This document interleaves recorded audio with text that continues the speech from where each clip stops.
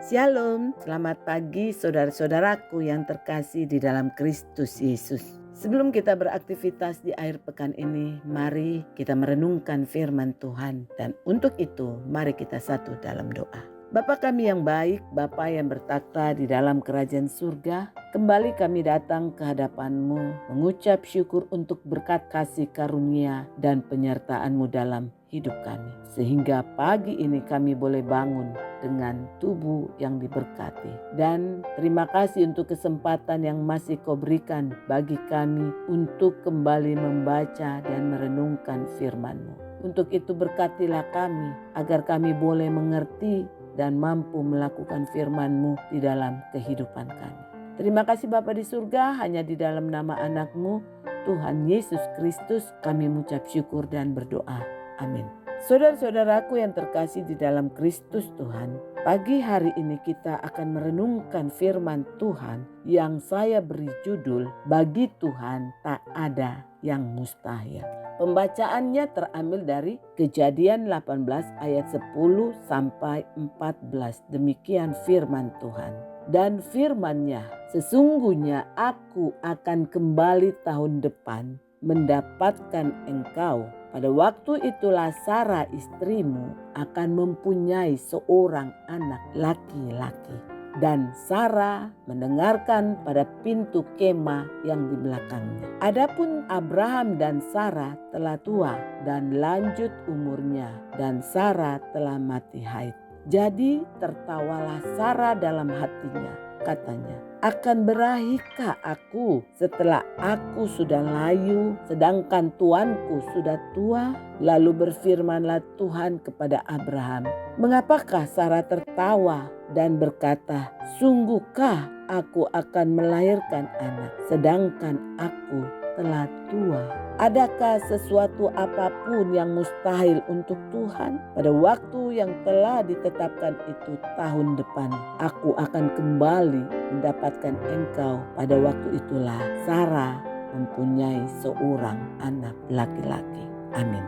Bagi Tuhan tak ada yang mustahil. Bagi Tuhan tak ada yang tak mungkin.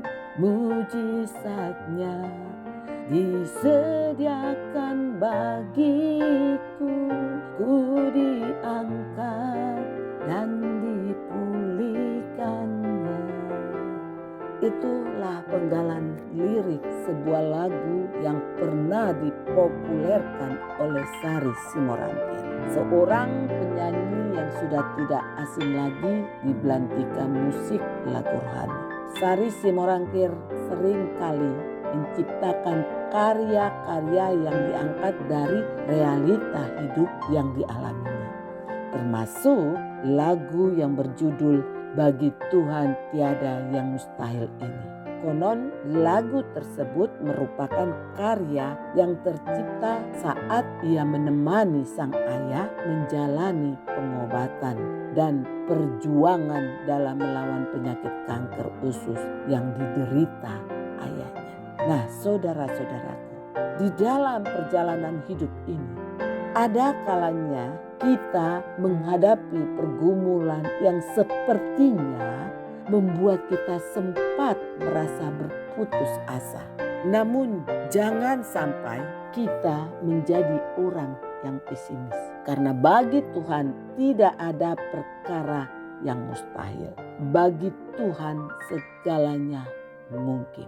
Cara manusia itu berbeda dengan cara Tuhan. Pikiran kita juga terbatas, sedangkan pikiran Tuhan tidak terselami oleh apapun.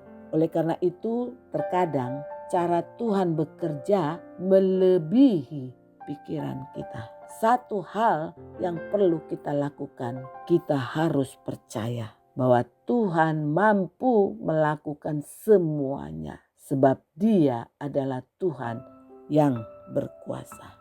Nah, saudaraku, dalam ayat bacaan kita hari ini, kita melihat bagaimana Tuhan berjanji kepada Sarah bahwa Dia akan mempunyai seorang anak.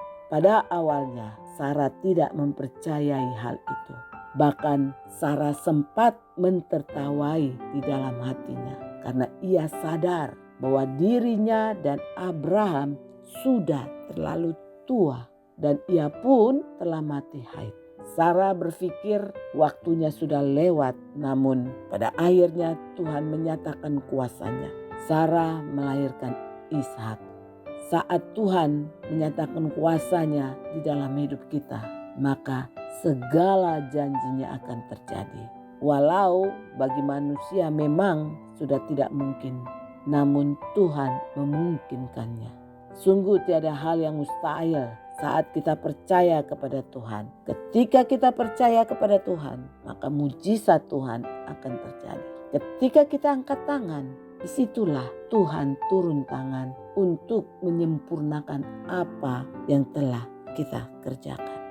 Nah saudaraku, jadi kunci utama untuk kita mendapatkan kuasa Tuhan yaitu memiliki iman. Seperti Abraham dan Sarah yang tetap beriman bahwa Tuhan akan memberikan mereka seorang anak walaupun usia mereka telah lanjut. Dan karena imannya maka Abraham menerima janji Tuhan. Jadi kita pun harus benar-benar percaya kepada Tuhan. Namun saudaraku, ternyata umat Allah kadang sangat sulit untuk percaya bahwa Allah sanggup melakukan apa yang melampaui pemikiran manusia. Padahal Allah sudah sering kali melakukan hal-hal yang sulit diterima oleh akal manusia. Seperti meruntuhkan tembok Yeriko yang kokoh hanya dengan sorak-sorai umat Israel. Lalu membelah Laut Merah sehingga umat Israel bisa menyeberang. Atau menghidupkan kembali orang mati seperti Lazarus. Nah, kita lihat bagaimana Allah dapat melakukan hal-hal yang ajaib. Dan kita juga dapat lihat bahwa selama 3 generasi istri dari bapak-bapak leluhur kita yang semula adalah wanita-wanita mandul, yaitu Sarah, Ribka, dan Rahel. Namun akhirnya mereka memiliki anak juga. Itu semua karena kuasa Allah. Jadi saudaraku, kita harus sadar bahwa kuasa Allah itu sungguh tidak terbatas. Allah sanggup melakukan apa yang mustahil bagi manusia atau apa yang berada di luar jangkauan pemikiran manusia. Karena jika Allah hanya melakukan hal-hal yang bersifat rasional, bukankah itu berarti bahwa ia sama saja dengan manusia? Jadi saudaraku, sering sekali Allah dengan sengaja membiarkan kita dalam kesulitan yang tidak mungkin kita atasi. Tujuannya supaya kita sadar bahwa tidak ada yang mustahil bagi Allah. Nah saudara-saudaraku yang terkasih, ada beberapa hal yang menghalangi Tuhan bekerja dalam diri kita. Itu kita sering membatasi cara kerja Tuhan dan membatasi kuasa Tuhan. Contohnya bimbang, cemas, dan khawatir. Seharusnya ketika kita sudah mempercayakan segalanya kepada Tuhan, maka kita harus benar-benar percaya secara total kepada kuasa Tuhan. Jangan lagi menjadi bimbang dan tawar hati, sebab hal itu akan menghalangi Tuhan bekerja. Tetapi mari izinkanlah Tuhan bekerja dengan luar biasa di dalam hidup kita. Dan jangan lagi kita mengucapkan perkataan-perkataan negatif. Sebab apa yang kita ucapkan itulah yang akan terjadi. Dan yang berikut yaitu ketakutan. Kita tidak boleh takut sebab ketakutan dapat menghalangi Tuhan bekerja atas kita. Kita harus memiliki keberanian untuk tetap maju. Walaupun banyak tantangan, kita harus mampu menghadapinya. Sebab Tuhan akan menjadikan kita sebagai umat pemenang. Dan rencananya atas kita pun tidak pernah gagal. Nah saudara-saudaraku yang terkasih, hari ini apakah yang menjadi kerinduan kita?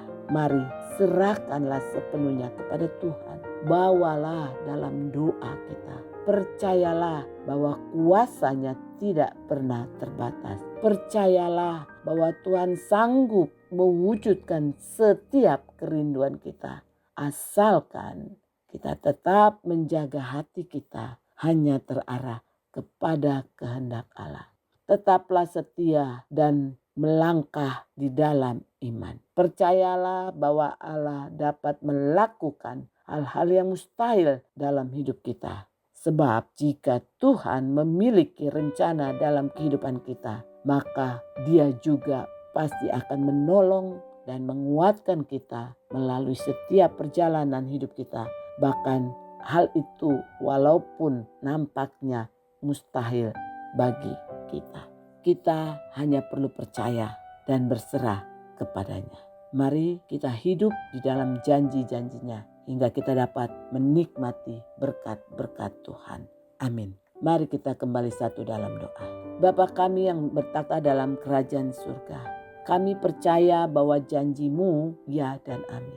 Dan tiada yang mustahil bagimu. Karenanya Bapa, kami mau menyerahkan seluruh kehidupan kami hanya kepadamu. Biarlah Engkau saja yang memimpin dan menyertai perjalanan hidup kami untuk tetap setia kepada firman-Mu agar kami dapat menjadi saksi-Mu. Terima kasih Bapa, hanya di dalam nama anak-Mu Tuhan Yesus Kristus kami berdoa dan mengucap syukur. Amin.